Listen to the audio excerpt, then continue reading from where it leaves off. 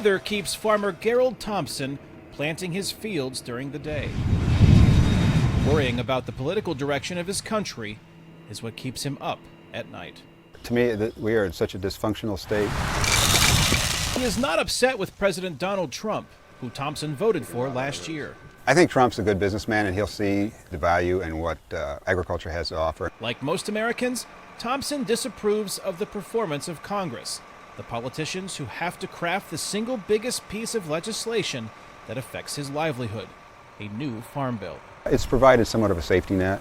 The current farm bill provides nearly $100 billion per year in federal funding for such things as programs for the poor to buy food, subsidies for crop insurance, and direct payments to farmers to protect them from fluctuations for crops.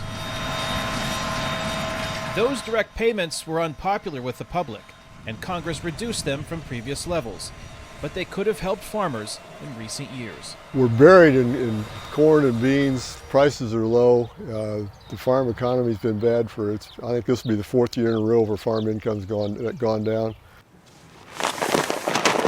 Illinois farmer Wendell Shawman races against time and the weather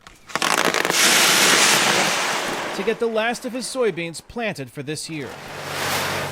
But he is just as concerned about the crops already grown, still stored in his grain bins. This year the price has been so low so long, people have held on hoping it's going to get better. In the last couple of weeks it's got even worse.